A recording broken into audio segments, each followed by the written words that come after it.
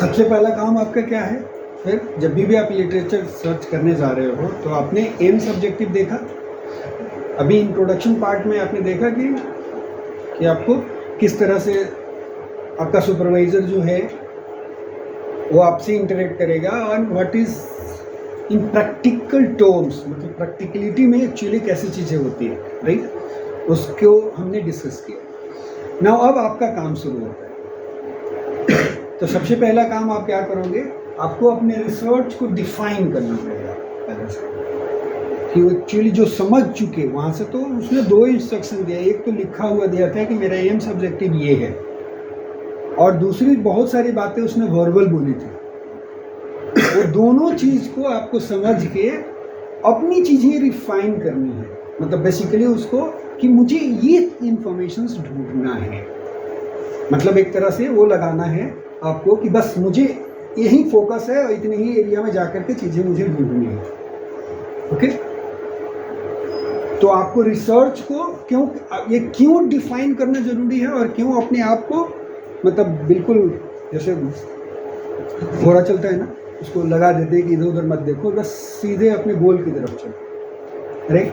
तो आपको बाकी चीज़ें नहीं ढूंढनी है क्योंकि आपके पास लिमिटेड टाइम है, और एक लिमिटेड टाइम में वो एक लिमिटेड इंफॉर्मेशन ही गैदर किया जा सकता है। और आपका काम क्या है? साल 1.5 साल के अंदर में आपको इंफॉर्मेशन भी गैदर करना है, आपको प्रोटोकॉल लिखना भी सीखना है, उससे रिलेटेड डेटा भी कलेक्ट करने हैं, और फाइनली उसको लिख करके सबमिट भी करना है केसेस को, राइट?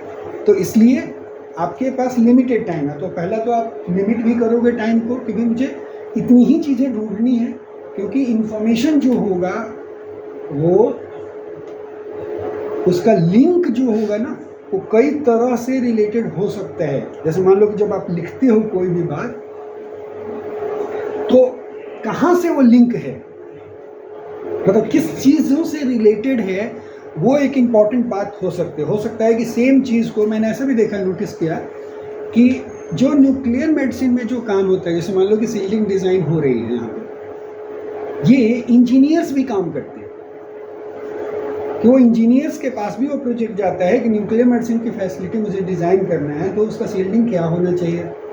वो स्पेसिफिक उस पर ही काम करते हैं, सील्डिंग डिज़ाइन का मटेरियल, कंटेंट, बाकी सारी चीज़ें, राइट? तो वो आपके भी डॉक्यूमेंट जो होते हैं वो भी पढ़ते हैं, वो लोग भी पढ़ते हैं।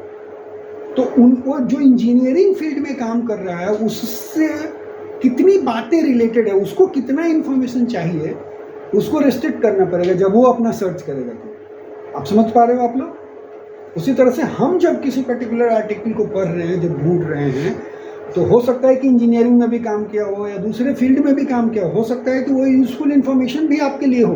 कई बार ऐसा भी होता है कि दूसरे फील्ड के जब आप इन्फॉर्मेशन पढ़ते हो तब आपका दिमाग स्ट्राइक करता है, oh my God, I could have done this way also, या ये तो बहुत अच्छा तरीका हो सकता था, हम भी अपने यहाँ ये चीज़ें इम्प्लीमेंट कर सकते हैं, हम भी इस चीज़ पर रिसर्च कर सकते हैं। सो वाइड स्कोप रखना, it has got advantage also, but with taking time limit into the constraint, आपको क्या करना पड़ेगा? आपको एक लिमिट कर देना होगा कि बस इतना ही दूर तक मैं सर्च करने वाला हूँ। एंड यहीं पे जब सर्च करके जब अपना थीसिस लिखोगे तो आपके लिमिटेशंस बन गए कि मैंने इतना ही एक्सप्लोर किया है, और दूसरे के लिए नया रिसर्च बन गया, इसने इतना एक्सप्लोर कर लिया, ये चीज़ छोड़ दिया, अब मुझे आगे के काम करने हैं। And this is the advantage of readings others article. ठीक है, जो भी पब्लिश्ड आर्टिकल है उसको पढ़ने, ठीक है जी। सो बोला स्पेसिफिक क्यों करना है? देखो फॉर एग्जांपल यहाँ पे दिखाया कि AARB गाइडलाइंस जो हो सकती है वो न्यूक्लियर मेडिसिन फैसिलिटी के स्पेसिफिक हो सकता है कि लेआउट से ही स्पेसिफिक कोई एक गाइडलाइन हो, राइट? आपका तो लेआउट स्पेसिफिक चाहिए, तो आप वहीं पे जाके कंसंट्रेट करोगे, ना कि AARB का गाइडलाइन आप ढूंढना शुरू करें तो रेडिएशन प्रोटेक्शन स्टैंडर्ड से उठा लिया कोई चीज़ें, या और गाइडलाइन आप पढ़ने लगे कि transport of radio active material कैसे होता है। आप समझ गए? तो वो आपके स्कोप से बाहर हो गया, क्योंकि आपका स्कोप क्या था? आपका स्कोप था कि सिर्फ लेआउट पे फोकस करना और डायमेंशंस देखना है, मेन फोकस। इससे रिलेटेड किसी ने काम किया, उसके जस्टिफिकेशंस प्रोवाइड करे हैं क्या? Got it? सो वो चीज़ को लिमिट करना ज़रूरी है, क्योंकि वो गाइडलाइन कई तरीके से रिलेटेड हो सकता है, राइट? गाइडलाइंस ऐसा भी हो सकता है कि सपोज करो कि AERB का गाइडलाइन जो है नहीं मिला आपको। ऐसा हो सकता है कि किसी दूसरे कंट्री में वो चीज़ें डिफाइंड हो कि भाई इतना तो स्पेस चाहिए, इतना बड़ा डिपार्टमेंट है तो ये स्पेस चाहिए, इतना छोटा डिपार्टमेंट है तो इतना चाहिए, यदि ये थेरेपी जुड़ रही है तो इस टाइप की और फैसिलिटी आपको क्रिएट करनी पड़ेगी, समथिंग लाइक दैट। हो सकता है किसी दूसरे कंट्री में ऐसी चीज़ें हुई हों और उसके गाइडलाइन अवेलेबल हो आपके पास, तो उसको आपको विजिट करना चाहिए, राइट? क्योंकि हो सकता है कि आपको वहाँ से इंफॉर्मेशन मिल जाए जो आप ढूंढ रहे हो। सपोज यहाँ पे भी आपको नहीं मिला, राइट? तो और क्या हो सकता है? रिकमेंडिंग अथॉरिटीज, वो डायरेक्टली AERB से तो रिलेटेड नहीं है, लेकिन फर्स्ट टाइम आप फेस कर रहे हो, आपका डिपार्टमेंट बहुत बड़ा है या छोटा है, जो भी कोई भी एक एक्स्ट्रा ऐसी चीज़ आप ऐड कर रहे हो जिसका इंफॉर्मेशन सभी गाइडलाइन में अवेलेबल नहीं है। हो सकता है कि रिकमेंडिंग अथॉरिटी ने कुछ ऐसी चीज़ें बनाई हो, कोई गाइडलाइन, कोई सॉफ्टवेयर कि उसमें डाल दो ये वैल्यूज तो लगभग एरिया कैलकुलेट करके बता दे। जैसे मान लो कि अगेन स्टाफ से रिलेटेड भी गाइडलाइन हो सकते हैं कि कितने स्टाफ चाहिए। AERB के पास रिटन डॉक्यूमेंट अभी नहीं है, आने वाला है, लेकिन IAEA के पास डॉक्यूमेंट भी है और IAEA के पास उसका सॉफ्टवेयर भी नेट पे अपलोड है, कितने स्टाफ चाहिए, डिपेंडिंग ऑन क्या क्या फैसिलिटी में काम होता है और क्या क्या चीज़ें होती हैं। लेकिन आपका क्वेश्चन, पर्टिकुलर क्वेश्चन जो है उससे वो रिलेटेड है या नहीं है, ये जानना, अपने आप को रिस्ट्रिक्ट करना, it is called defining your research. आप डिफाइन कर दो कि बस यही है, यही मेरा स्कोप है, बस इससे ना इधर ना उधर, मैं नहीं जाने वाला। ठीक है जी। दूसरी चीज उसके बाद है, क्वेश्चन आता है कि आइडेंटिफाई रेलिवेंट सोर्सेज। अब मुझे ढूंढना है, चलना है, पहले तो एक तो समझ लिया हमने डिफाइन कर लिया कि मुझे यही चीज़ ढूंढना है, लेकिन अब क्या क्या चीज़ें, कौन कौन से रेलिवेंट चीज़ें जिसको मुझे जाकर के ढूंढना है। तो क्या क्या डेटाबेस आपका हो सकता है, जैसे मान लो कि कोई रेडिएशन सेफ्टी से रिलेटेड है कोई चीज़, तो हेल्थ फिजिक्स के भी जर्नल्स हैं। हो सकता है कि किसी ने उस पर्टिकुलर AERB का मान लो गाइडलाइन पब्लिश हुआ, उसके ऊपर किसी हेल्थ फिजिसिस्ट ने, कोई बड़ा आदमी हो सकता है जो उस कमेटी में नहीं है, या कोई भी एक रिसर्च वाला बंदा, वो अपने व्यूज़, अपने पॉइंट उसको डिस्कस कर सकता है कि ये ठीक है, फॉर और अगेंस्ट में पॉइंट देते हैं ना, कि भाई ये मेरा ओपिनियन है, आपने ऐसा लिखा है गाइडलाइन में, लेकिन इसके हिसाब से ऐसी चीज़ें होनी चाहिए। सो इस टाइप की चीज़ें आपको मिल सकती हैं। हेल्थ फिजिक्स जर्नल है। गूगल स्कॉलर में जनरली लोग क्या करते हैं कि जो भी आर्टिकल पब्लिश करते हैं, कोई बहुत सारे लोग PDF अपना डाल देते हैं, उसमें लिंक प्रोवाइड कर देते हैं, तो आपको क्या होगा, उस रिसर्च से रिलेटेड आपको डायरेक्टली लिंक जो है वो आप डाउनलोड कर सकते हो, उसको पढ़ सकते हो। गवर्नमेंट की वेबसाइट पे भी PDFs जो होते हैं वो अवेलेबल होते हैं, वो वहाँ पे वो आपका काम का हो सकता है। IAEA के वेबसाइट पे रेडिएशन सेफ्टी से रिलेटेड बहुत सारे डॉक्यूमेंट्स हैं और सारे free available. Only thing you need to have the time to go and study those things out. तो वहाँ पे देख लेना कि वहाँ पे कुछ अवेलेबल है क्या मेरे काम से रिलेटेड।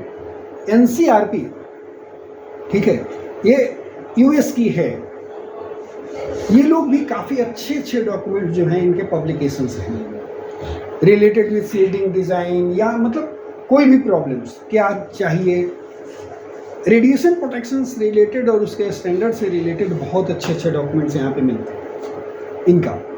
उसी तरह से आपके पास जो है AAPM का टास्क फोर्स बनाते हैं, American association of medical physicist. ये एसोसिएशन है जो एसोसिएशंस बहुत सारे डॉक्यूमेंट जो है वो प्रिपेयर करती है।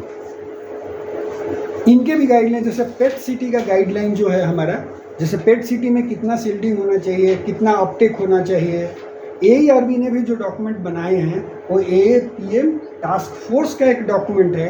उसी डॉक्यूमेंट के बेस पे इंडिया में उन्होंने रेगुलेशंस बनाए पेट सिटी डिज़ाइन के लिए, लेआउट और उसका अपटेक रूम कितना सील्डिंग होना चाहिए लगेगा। सो AAPM टास्क ग्रुप जो है ये भी डॉक्यूमेंट प्रोवाइड करती है आपको, ठीक है। IJNM Indian journal of nuclear medicine, हो सकता है कि इस जर्नल में भी आपको कुछ आर्टिकल रेडिएशन सेफ्टी से रिलेटेड, लेआउट से रिलेटेड मिल सकते हैं। इनके डेटाबेस को आप सर्च कर सकते हो। JNM journal of nuclear medicine US का जर्नल है, MMI है, राइट, उसका जर्नल है। यूरोपियंस का भी है, EJNM का भी जर्नल्स है, वहाँ पर भी आपको मिल सकता है।